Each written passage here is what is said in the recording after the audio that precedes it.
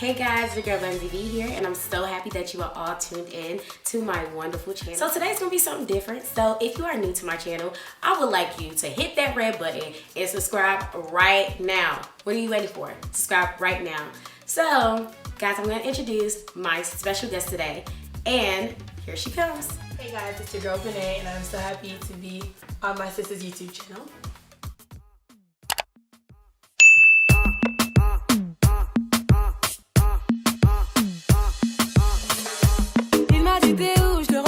Alright guys, so we're gonna jump right into it. Both going to take turns reading the questions. So yeah, let's jump right into it. So I'm gonna go ahead and ask the first question. The first question is, what has been the hardest thing about your walk with Christ so far? I'm gonna let you start it. Of course. The hardest thing for me with my walk with Christ is probably the fine line between hypocrisy and privacy. Has been the hardest thing for me. A lot of times when you want to start keeping certain parts of your life private, just to protect yourself and protect the platform that you have, a lot of people can easily interpret that as hypocrisy. So I think finding the balance between I'm still who I am, but I also have like a reputation to uphold was kind of blurry for me. So finding that balance was probably the hardest thing I've had to do. Ooh, I love that. What about you? Matter of fact, you know what? We didn't even we Corona, so sanitize. Come on. Keep them hands clean. Keep them hands clean, honey. All right. Okay, so sis, what about you? What has been the hardest thing for you? My hardest, I say this all the time, is really being able to stay in my lane, knowing that my journey is not like everybody. Like what you may go through, I'm never gonna go through. You know, my life is strictly the way God designed it for me, and I feel like that has been the hardest thing, and I'm still learning it. You know, still learning it. It's an everyday thing. That's the thing about your walk with Christ. It gets harder. Right. Don't let anybody tell you that it gets easier. It gets harder. It really does. And harder. But we're here. So we want to read the next question? Yes, I will. If you can change anything about your culture, what would it be? So if I can change, of course, by now, my subscribers already know I am Congolese. We are Congolese. I'm proud. 243. So one thing I would definitely have to change about my culture has to be, I would like to see more of my culture being like together, the togetherness. You see a whole bunch of people like Latinos, you know, Hispanics, they're really together. Like when there's a project that need to be done, okay, they calling somebody and they making them every effort to make it happen. But for us, you try to call somebody, like I don't like that. We need to help each other more so that, you know, so that we can progress. You can never progress by yourself. You gotta have people to help you, so definitely. For sure. What about you? I think mentality for me. I think that the mentality is what kills the Congolese community. Nobody wants to see you win. Like it's either you can't win in the Congolese community. That's very sad. The mentality. Very sad. We're like crabs, you know. Once one climbs up, the other ones are dragging you down. I love that mentality. If there's anything I could change, it would be mentality. Because you know we're lit. Congolese people are lit. We are. That mentality. When you find a crew that you know the Congolese community, you stick to them. It's rare. It's really rare. Okay, so why is it that people think a group of women cannot build together? Let me tell you something. This question really hit home. Not even necessarily from just in our culture as well. Like, so why do you think that Congolese women can't build together, or just women in general? Women in general. Yeah. Definitely being bilingual, being American and Congolese, it's something that you see it on both sides. I think that people think that we can't because they know we can. Like when women get together, I think that even the heavens start to like tremble. So I think that as long as we get it out of our heads that women are less than, then we can build. So to answer your question, I think that it's just a mentality thing. It's in your mind. Right. I definitely agree with you. It's a mentality thing because we can do so much as women. We already showed that. Like already God has created us to be a difference, you know. But it's just I feel like also certain women need to understand their value in themselves. Once you value, we were trying to speak French. Once you value yourself, you know your worth, and you don't have to be like intimidated by somebody who is more than you. Everybody has a gift, you know, and that's why I said from the beginning, my hardest has been staying in my course, staying in my race, and I feel like everybody should remember that. Period. Yes, and just to piggyback on what you said, if that's okay. Yeah. Having confidence in yourself, when you know you were called to do something, it doesn't matter if somebody's doing the same thing. Right. You will know that there's something different. There's a niche that you can bring. For example, Right. your YouTube channel, there's a bunch of people on YouTube, but there's that thing that separates Bunzivee and the rest of the other YouTubers. Right. So confidence is something that women really need to, like, you have to find that confidence, and then when you find it, you gotta hold on to it. Hold on to it. I like that. We can stay on this topic for a long seriously. time, okay? Because you Seriously. just said confidence. Come on. Question. How can you touch or experience God? The reason why I use the word touch is because first thing I thought about when I read this question was comment tu peux toucher Dieu, you know? And I feel like in French it sounds so much better. Like, how can you literally experience the hand of God? Like, what advice would you give somebody, or just how can you experience? First of all, I was supposed to ask that question, so since she asked 2 questions in a row, she could answer that one first. Oh, okay, guys. So I feel like the way you could touch God, you know, God is not. Of course, back in the day, God was physical. Like, people can see him, people can touch him and hug him. But right now, in order for you to experience God, or me to experience God, you have to have faith, because you have to be able to believe in something that you cannot see. So even if you can't see it, you got to believe that, okay, this is my standard. I stand firm to it, and you have personality. That's how you experience God. I think for me personally, experiencing God is when you cry out to him. God always comes. Right. Like when it's like a baby. Like when you have a baby and the Right. baby wants you to pick them up. What does the baby do? Their hands up. Right. You know, they want you to pick them up. So the best way to experience God is to call on him, to cry to him. Because if you cry to God, you will experience him. I mean, just waking up this morning is an experience from God. Right. We all have our personal stories, our love stories with God, and we can all testify. But if you cry out to God, then you will experience him, because God always comes.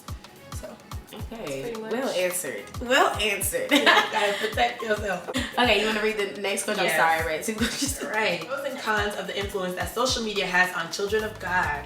Ooh. Pros and cons. Pros and cons. So you want to do cons first or pros? Let's do pros. Okay. Ooh. You want to start? Yeah. We'll do one. Yeah. Okay. One. So one pro that social media has over the children of God is it's an evangelization tool. You can win souls on social media. Right now we are doing this during a stay-at-home order. Has been lifted. Don't come for us. We can be doing this right now. Right. But, most services are live streaming, and without social media, we wouldn't be able to do that. So social media definitely is a good tool for the kingdom of God. So I'm gonna do a con, and the con is distractions. Okay, social media can play a huge role to distractions, and I can attest to this because some mornings when I wake up, I go straight to social media. Like, I really don't be praying. I be forgetting to pray, and you know, it's just really a distraction. And not only that, but you're supposed to be able to learn how to feed your mind with proper stuff. So social media is just what you see, and what you look at is really who you are. Right. So feed your mind with the right things and remove the distraction. That's a con, a distraction. Yes. I have a con. Social media easily births, like, is that the right word? You know in Lingala when they say it's umbote. Yeah, right. It's birthing, it births hypocrisy. Because a lot of people feel like they need a flex for social media. You know, that social clout. media, Christianity, God is not clout. You know, it's not. But social media for sure births that people think that the more holier they are online, the more Christian songs they post, the more Bible verses they quote, the more memes they quote, it makes them so holy. So social media has taken the place of people actually growing, because people look at their profile and they're like, oh my God, you are so Christ-filled, when in reality, you could use a lot of work. Come on. So that's not shade. That's Facts are facts. Facts are facts, okay? And I have a pro. So a pro I could definitely say is social media allows you to just have that relationship outside of those you have at home, like your siblings and everything like that. So social media opens up that platform to speak to people who's in Europe, to speak to people who's in China or whatever. And so it just give you that friendship, that little open communication with everybody in the world. So I think that's definitely a pro. So yeah. For sure, I think those were good. I think we covered everything. Okay. What advice would you give your younger self? This question really... I run from questions like this all the time. Probably, for sure, stay true to yourself, and you can't save everybody. Right. My life finally has come to a very good balance, but before, a lot of things that I would get myself into is because I'm trying to save somebody, thinking that because you're broken here and I'm whole here that I could probably pour into you. But if you pour all of you into someone else, you're left with nothing. So that goes for friendships, family members, like all types of relationships. I think staying true to yourself and knowing that you cannot save everyone, and also that not everybody cares about how you feel. That's definitely sometimes just nobody cares about the excuse, nobody cares about the sad story. You just gotta get up and go. So it's definitely. What about you? And advice I would give my younger self. Okay, so like she said, I do believe right now I'm at a balanced point of my life right now, so I can actually really attest to this because I'm actually living it and I actually apply this in my everyday life. And I can definitely say discretion. And this is not only my sister in Christ, but this is my cousin, this is my best friend. So it's like discretion, being able to know that I can't run to her for everything. I gotta run to God, because yes, she can give me her humanly answers, but God gives me the right answers. He gives me exactly what I need to know. And discretion is really important because sometimes people run to the wrong people and it results into bad consequences in your life. So if I were to tell my younger self something, I would definitely say be quiet and don't private till it's permanent. Keep it private till it's permanent. Finding stuff, telling people stuff they should not even know. They don't even need to know. Like, especially women. We love to vent. Right. End up venting to the wrong person. Y'all. So definitely that was come on. What is faith to you, and how can you encourage someone to have faith? Ooh. Okay, so this is the Bunzivee channel, okay? We love God here. So I'm going to give you, I'm just going to say Matthew 9:20, and I've been telling her about this, and I've been talking about the woman who's been bleeding for 12 years. So she touched the garment of God, and from that she was healed. Now, I was wondering, I was like, okay, there was a God mission that day was to go and actually heal somebody else. But she believed so much in her heart that if I could just touch God, like I'm gonna get my blessing. So in order to experience faith, I feel like you have to work with deeds. Deeds was touching that garment. So if she didn't touch that garment, she would have just had faith by itself and not have had her healing. But because she was like, okay, I know that I have to touch his garment in order to have the healing. She believed first, then she made that action. And I'm telling you, faith without deeds are in vain. So it works together. The vain was a cute word. They're dead. Dead. That word, dead. They're dead. Okay? Dead. I mean, that was a really good example. I don't even know if I have a better answer for that. Okay, I guess I'll take the how can I encourage someone, because she definitely explained exactly what faith is. How to encourage someone to have faith. Assuming that this is someone who doesn't obviously have faith, right? Just sharing a testimony is the best way to, I think, encourage someone to have faith. I think that it's easier said than done when it comes to faith, because people think something as small as, not to say that the breath of life is small, but I have faith I'm going to wake up tomorrow, and they wake up. Right. Your faith is really tested when everything you see is saying the opposite of what you believe, or the opposite of what God has promised you. Yeah. That's where faith comes in. And if you have a testimony that you can share to somebody, whether it be getting into a college you wanted, getting a job that you wanted, getting a marriage that you waited for so long, or having a child, or just something simple as getting over a heartbreak. Right. That is a testimony of faith. So I think the best way to encourage someone to have faith, if you don't have a story, go to the Bible. The Bible is full of stories. Full of them. But testifying is the best way to encourage someone to have faith. I like that. I really like that. I thought about that on the spot. Hey, hello. Why do you believe that non-believers think that Christians are hypocrites? Y'all, we're about to get in. We're about to go. We might have to sit this for a little bit. Okay, we're going to. We're going to have to sit. We're sitting on this today. We have to. Come on. You want to start? Yes. Yes, Lord. Why do non-believers think that Christians are hypocrites? Because they are. What? Bro, what are you talking about? As a Christian, you do not have to make non-Christians, non-believers comfortable. Right. That's one thing that Christians need to understand. I love that. That's where we become hypocrites, when you don't want to offend someone because of the thing about picking sides is when you choose a non-believer side, then you're offending Christ. There's always, when you pick a side, someone always gets the short end of the stick. So if you are at a party and you have chosen to live a certain kind of life, and it's not that you just followed Christ or you chose to receive Christ, but you chose to serve him at a higher capacity, and you are seen doing the total opposite, that's giving them, and you're not even doing it because you want to, but you're doing it just because you're like, well, I don't want to offend them, I don't want them to feel uncomfortable. There's the hypocrisy. You are being a hypocrite. So I think that non-believers do have the right to feel that Christians are hypocrites, but the only time a Christian is a hypocrite is when you're trying to not offend a non-believer. If a non-believer is confident in what they're doing, they shouldn't be offended by your choice of following Christ. That was good. That is my subject. I like to, you know. I'm gonna try, but I do believe that non-believers believe that Christians are hypocrite because they are demanding too much. That's how I feel. Because I feel like, and this is not to come from nobody, it's just being real. I feel like non-believers feel like, oh my God, we don't have to be at church. They're so defensive, but you need to understand why we do what we do. Like I said from the beginning, we stand firm to what we believe in. So that means that we are not confused. We are not confused to what God has said in his Bible and what he said. We're not confused about that. So we stand firm. And as we stand firm, people get defensive. We say that we don't like this. Well, hey, this how it is. And either you're going to leave it or take it. But that's really my point. She really went deep. But I really do be feeling like people just be getting so defensive. And it's just like, for what? Like, why? Y'all have to go in. That right there, the word defensive or that non-believers are demanding. One thing, this is the perfect example, homosexuality. Sorry for whom that may offend. I'm very strong when it comes to homosexuality. I do not think that is right.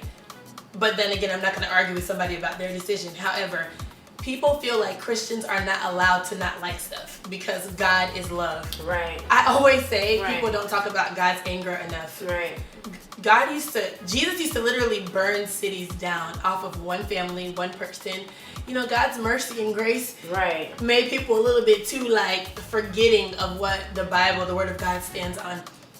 Just to piggyback on what she said, when she said that non-believers are too demanding, I 100% agree with that. They act like as Christians you can't not agree with something. Right. They are so defensive. Or as a Christian you have to do this. Like who said that as a Christian you got to do this? Their own demons, their own guilt. Exactly. Have you ever walked into a party and you walk in like a wedding or anything, like you walk in somewhere and they stop doing a certain thing because you're in there? It's like, be comfortable. Be comfortable. If anything's wrong with it, why did you stop? Because I came in. Come on. Or why do you feel like, oh my God? Right. So, and not only that, but literally some people, I feel like because of their past experience, they try to put everybody in that bowl. Right. Because you went to that bad church. Right. Because somebody took your money or stole, your handkerchief. All of a sudden, everybody is demons over there. All of them fake. Everywhere you go, people are going to steal. Right. And everywhere you go, people are going to be fake. People are people. Yes. Just like when people, talk about pastors are human as well. Right. You know what I'm saying? They're not God. Right. They're just representations of God. So I feel like people gotta, yes, your past experience may have been bad, but I'm telling you to try it again. How about that? And for people, and I understand because we're human beings, I'm not here to sit up here and tell you, trust me. Right. I have a pastor's daughter, so leaving the church was never an option for me. Right. But I probably would have left because there's a couple people that, pushed me this way and I felt like I need to go. So I do understand, but if the power of someone drives you to leave God, then you need to check how deep your intimate relationship is. Some girls that are in a relationship with men, and you can show her a picture that her man cheated on her, but she loves her man so much she's not leaving. I'm gonna need you to love God like that. Hello, because there are girls. There are girls that cannot convince them that their man did not do anything wrong. Was it? I could be wrong, but I think it was David Beckham's wife, Victoria Beckham. She said, I don't know what she's talking about. I don't know what I'm just saying. The same way you would defend your man, defend God that way. Hello. Don't let some human being that had a human being moment make you feel like, oh my God, I'm not going to go to church. And you need to go to church. Church is essential. Don't let anybody tell you where 2 or 3 are gathered. He is there. But some things just happen in the church. Some miracles happen in the church. Come on. Okay. Isn't that our next question? What is it? I didn't even read it. Is it essential for people to go to church? I'm gonna let you touch on that. Why? Because this is Miss Thirsty Thursday here, and if you continue to watch my video, you would definitely understand the meaning of that. And she did a great explanation on why it's essential. So I'm gonna let you have that. I'm gonna let you have that. This is all yours. Yeah. I don't want to take up too much time, but to look at God as a best friend, like she was speaking on Thirsty Thursday, which took place last year. But basically, I was talking about building a relationship with Christ, but treating God as not just any friend, but your best friend. Right. You cannot be best friends with someone. A friendship only works and becomes to the level of best friends is if both parties are pouring out the same amount. Right. Nobody wants to be best friends with someone. All they do is call them when they need something, Right. when they need money, when they need advice, when they want to vent. And that's oftentimes what Christians do with God. You can't, and answer the question about church, church is a place God has assigned where you meet him. There are some things that only happen when you go to church. Amen.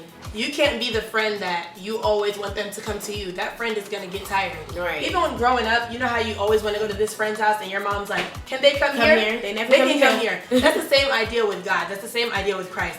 You cannot expect to form a relationship with Christ that's only one-sided. You Right. only, where 2 or 3 are gathered, he's here. I don't feel like getting up and going to church and dealing with these fake people, all these excuses. And it's like, you have to meet God at that place. You have to come to his house. The local church that you belong to is God's house. Right. That is his house. So just like I said, a relationship is 50-50. If you want that true and intimate relationship with Christ, you have to meet him at his house. He can't just always come to you. Right. Sometimes he wants to call you and have dinner with you. He wants to come over. You have to be able to hang out with God. You can't hang out with God only at your house. No friendship on earth works like that. So why would it work like that in the spiritual world? So yes, church is essential. Don't let anybody have you lose your place in heaven because you don't want to go to church. Right. Say something that you always tell me, and you always tell me that sometimes you just gotta sit God down. Sometimes you gotta tell God, hey, this is the table. Ain't nobody here. Let anybody in the house think you crazy. Sit God down. God knows. These are the promises that you have for me. This is what you said to me. Come on. This is what you said for me, God. I'm sitting you down. So church is essential. And even for the spiritual world, church is essential, but also just for everyday. A church family, me and her are blood related. We are bonded by blood. We are also best friends. But above that, we serve together. Right. There are certain things that when you're going through something and you have church family, they can give you that church advice. That God advice. So you don't get a gut feeling, but you get a God feeling. A lot of you guys are getting advice from these people that are not even Christ-filled, and you're wondering why your life is going in circles. Woo! If you get a church family, I promise you, they will get on your nerves. They will make you feel like, ugh. But you always have people to lean on when you have a church family. I love it. I can't even say How do you react or talk to friends who have trials that you can't understand? And like I said, this question is a question that you get when you're starting off your journey, because that's when God allows you to eliminate yourself from people who are not supposed to be in your corner.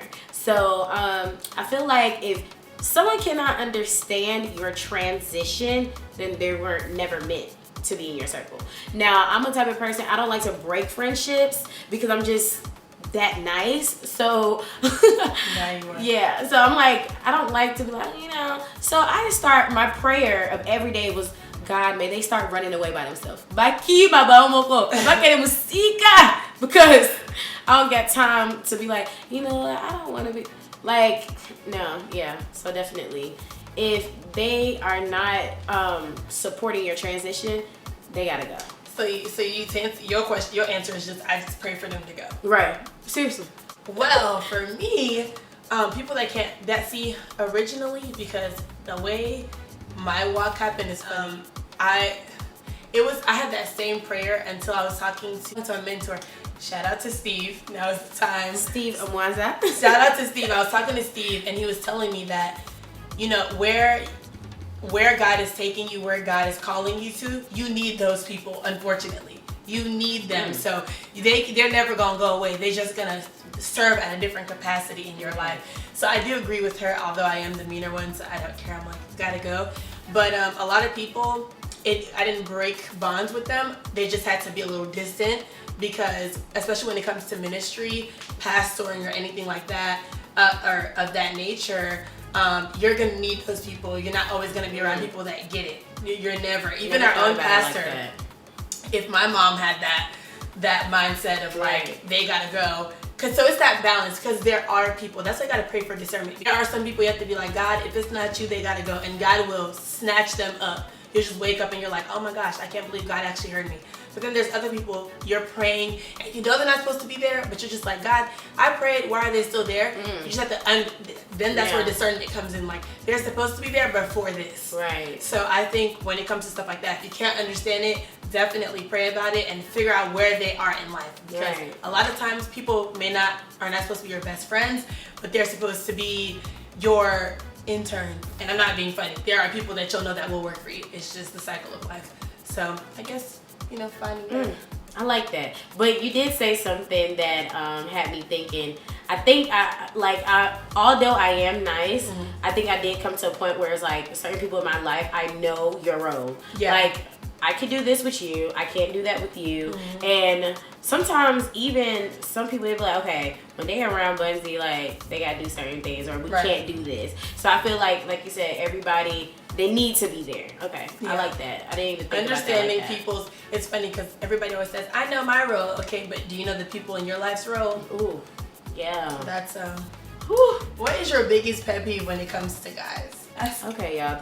Okay. My biggest pet peeve when it comes to men. Like, what do men do where it's just like, why? Because we love Jesus, but we are young women. Yeah. Men come up all the time. Let's not get holy, guys. All the time. Okay. Can you go first? Yes. I want her to go first. First. Okay. Okay. So I can think. Y'all are about to be like, why? My biggest pet peeve when it comes to the species of men is guys that lie about their height. That irritates me so much. Or guys that argue, like you will literally. Oh my God. And it's always height. I have a friend, and go ahead. Hopefully he's not watching this, but he is convinced that he is 6'2". He's like an inch taller than me, and it's just like, if you're 6'2", that means I'm 6'1". Right? You have and to. I know I'm not 6'1". Like, I know I'm 5'6". You know? Right, she's pretty tall. Yeah, you're just short. I'm average, okay? And yeah, I just hate guys, and they're so strongly opinionated about their height. It makes me mad. It really does. Okay. Thank you for answering first, because now I know. You're right. She was about to go in.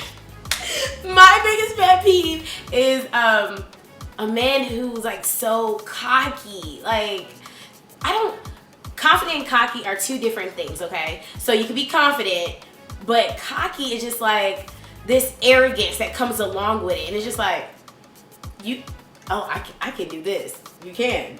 But last time when I see you doing it, you didn't do a good job.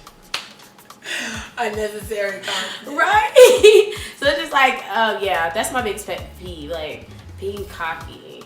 I love an arrogant man, because I'm very arrogant. I'm a good arrogant, though. I'm not dimming my light because you cannot shine bright enough. I'm sorry. Literally.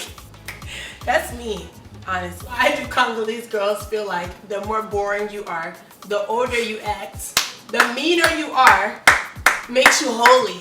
Let me tell you something. Girls be 25, acting 36. For what? Like, why? Being like, does not make God look like, oh my God, my feet. God is not like that. I don't know. I feel like this is why people talk about Christian people. I'm not gonna lie. Like, because you're in your 20s, let's just say you're just in your 20s, but you want to act so old, making it seem like you're closer to the gates of heaven. Like, what is wrong with you?